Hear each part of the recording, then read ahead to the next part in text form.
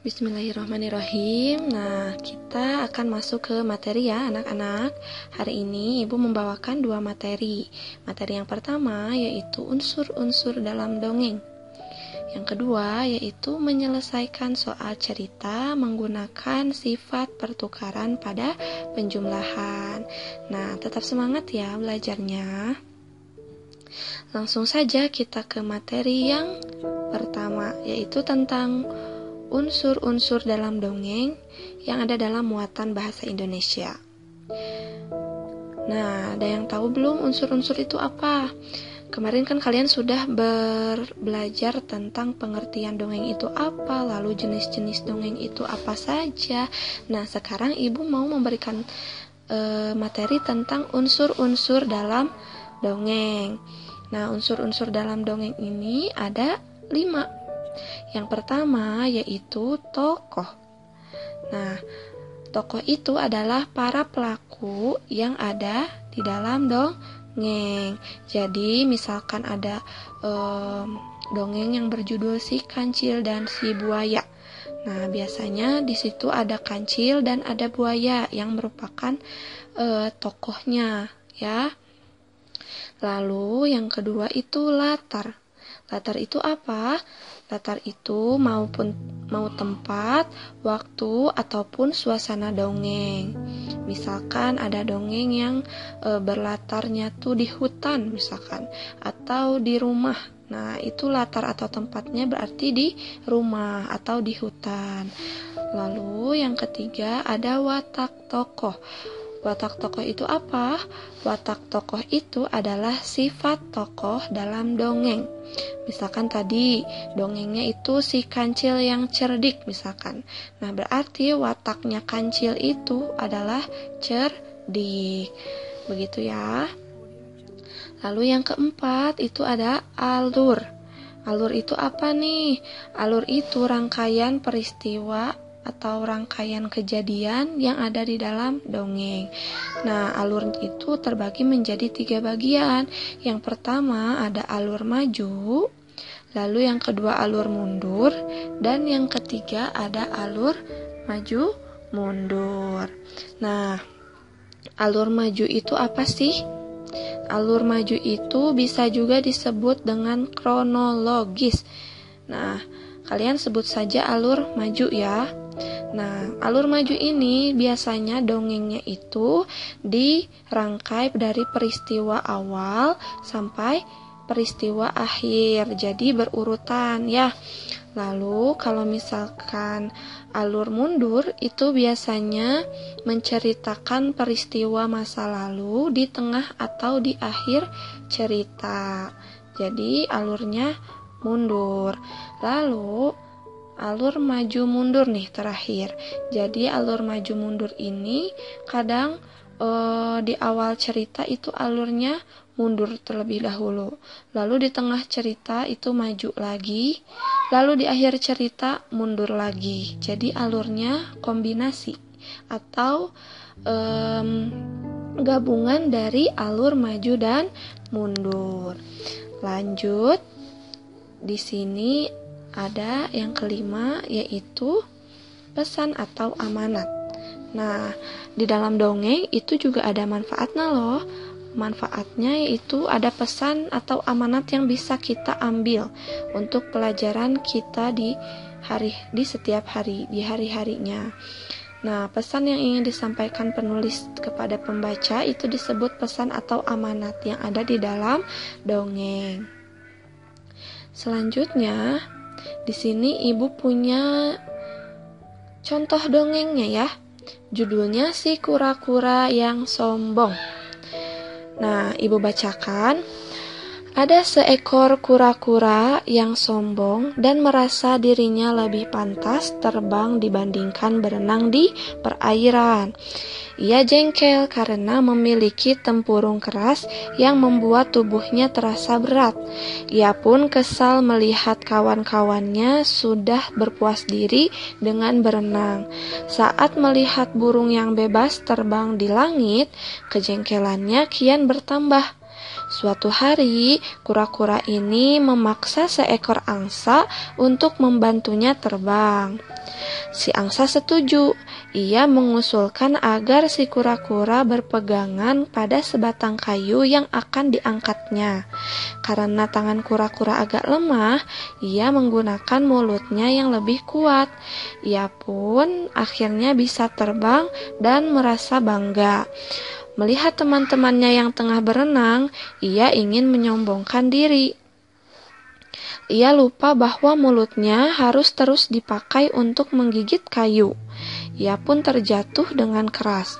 Beruntung, ia selamat berkat tempurung yang pernah dibencinya. Nah, ini dari dongeng ini kita akan menentukan tokohnya itu siapa, lalu alurnya bagaimana, watak tokohnya juga seperti apa, dan lain-lainnya. Pertama, kita lihat tokohnya dulu. Kita tentukan tokoh yang ada di dalam dongeng ini. Nah, tokohnya itu ada 2. Pertama, ada kura-kura, ya, pelakunya, dan ada juga angsa sebagai pelakunya yang ada di dalam dongeng ini. Ada kura-kura dan angsa. Lalu kita tulis di sini ya, kura-kura dan angsa. Lalu latarnya di mana? Tempatnya. Nah, tempatnya ada di perairan dan ada di langit ketika dia terbang, ketika kura-kura dan angsa itu terbang. Jadi latarnya itu atau tempatnya itu ada di perairan dan ada di langit. Lalu kita tentukan watak tokoh. Nah, kita tentukan watak kura-kura dan wataknya angsa atau sifat kura-kura dan sifatnya angsa seperti apa. Pertama, kura-kura itu memiliki watak yang sombong dan tidak bersyukur atas apa yang dia miliki. Lalu angsa, wataknya dia mau membantu kura-kura yang ingin terbang. Nah, lalu kita tentukan alurnya. Nah, di sini alurnya itu maju. Alurnya berurutan, tidak menceritakan masa lalu di tengah ataupun di akhir dongeng. Jadi alurnya itu maju. Lalu pesan. Nah, pesan atau amanat yang bisa kita ambil, nah kita tuliskan. Nah, di sini pesan dan amanat yang bisa kita ambil dalam dongeng yang berjudul Si Kura-Kura yang Sombong itu adalah kita harus pandai bersyukur atas apa yang telah Allah berikan untuk kita dan kita tidak boleh menyombongkan diri karena itu adalah sifat yang buruk. Nah, tadi kura-kura itu sombong, ya, bahkan dia tidak bersyukur atas apa yang telah Allah berikan kepada dia. Dia memiliki tempurung dan dia juga bisa berenang. Padahal dia memiliki kelebihan yang tidak dimiliki oleh makhluk lainnya. Maka kita harus bersyukur atas apa yang telah Allah berikan untuk kita. Karena itu semua pasti yang terbaik untuk kita dari Allah. Begitu ya. Nah, setelah kita bisa menentukan tokohnya, lalu latar, watak tokoh, alur beserta pesannya, itu berarti kalian sudah bisa menentukan unsur-unsur yang ada dalam dongeng. Nah, begitu ya.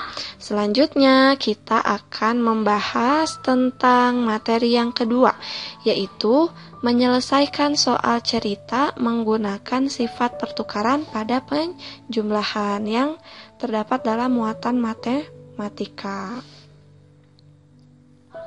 Nah, di sini Ibu memiliki contoh soal cerita tentang sifat pertukaran pada penjumlahan.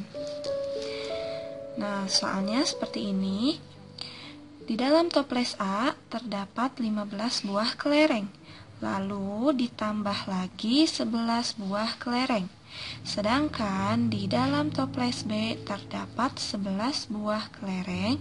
Setelah itu, beberapa kelereng ditambahkan ke dalam toples B sehingga jumlah kelereng dalam toples A dan toples B memiliki jumlah yang sama. Lalu pertanyaannya ada 2. tentukan banyaknya kelereng yang dimasukkan ke dalam toples B. Lalu tuliskan banyaknya kelereng yang ada di dalam toples A dan toples B sesuai sifat pertukaran pada penjumlahan. Nah, sekarang kita coba selesaikan soal cerita tersebut dengan baik. Nah, untuk menjawab pertanyaannya atau kita akan menyelesaikan soalnya, kita harus membaca soal ceritanya dengan cermat agar kita dapat menyelesaikannya dengan baik. Nah, pertama-tama, agar memudahkan kalian dalam mengerjakan soal cerita, pertama kalian tulis dik dulu ya. Dik ini artinya diketahui. Diketahui. Nah, di sini Ibu sudah tulis diketahui. Kita baca, di dalam toples A terdapat 15 buah kelereng. Nah, di toples A ada 15 buah kelereng. Lalu kita baca lagi, lalu ditambahkan lagi 11 buah kelereng. Ditambah lagi 11 buah kelereng. Sedangkan di dalam toples B terdapat 11 buah kelereng. Nah, di toples B ada 11 buah kelereng. Setelah itu, beberapa kelereng ditambahkan ke dalam toples B. Ditambahkan ke dalam toples B beberapa kelereng, tapi belum diketahui berapa yang dimasukkan.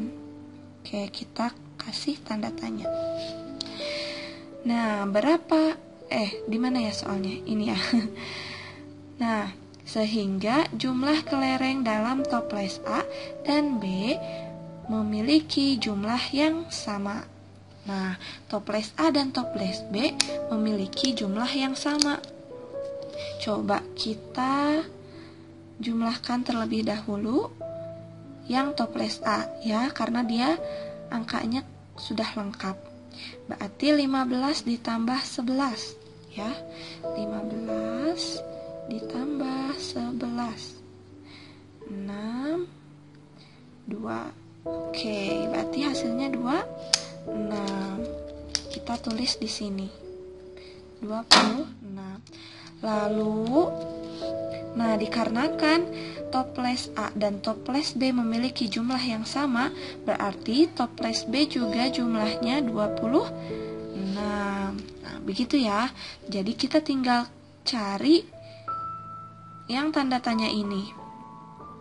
Nah, di sini angkanya 11, di sini juga angka 11. Berarti jika jumlahnya sama, angka yang dimasukkan atau kelereng yang dimasukkan ke dalam toples B itu 15 ya. 15. Nah, sekarang coba kita jumlahkan 11 ditambah 15 berapa? 11 ditambah 15 hasilnya 26. Sama kan? Nah, berarti soal nomor A, tentukan banyaknya kelereng yang dimasukkan ke dalam toples B. Nah, jawabannya adalah, tadi kita sudah menemukannya ya. Jawabannya 15. Oke. Soal yang A atau soal yang pertama sudah kita temukan. Sekarang kita kerjakan soal yang B. Soalnya, tuliskan banyaknya kelereng yang ada di dalam toples A dan B sesuai sifat pertukaran pada penjumlahan. Tinggal kita tulis seperti ini. Kemarin sudah belajar tentang sifat pertukaran seperti ini ya.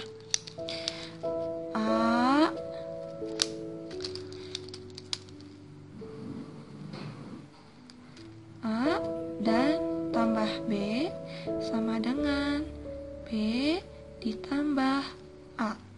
Nah, ini juga kita tulis seperti itu ya, yang soal nomor B. Nah, sifatnya seperti ini.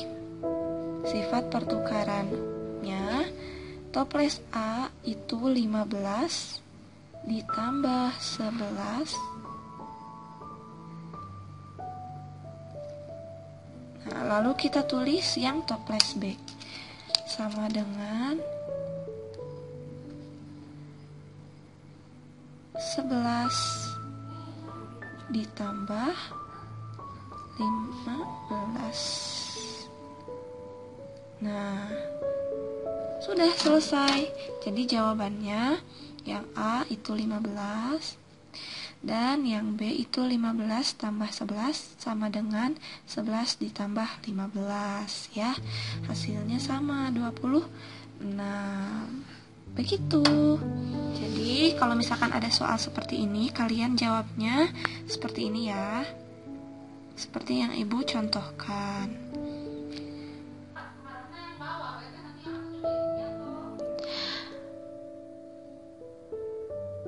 Alhamdulillahirrabbilalamin.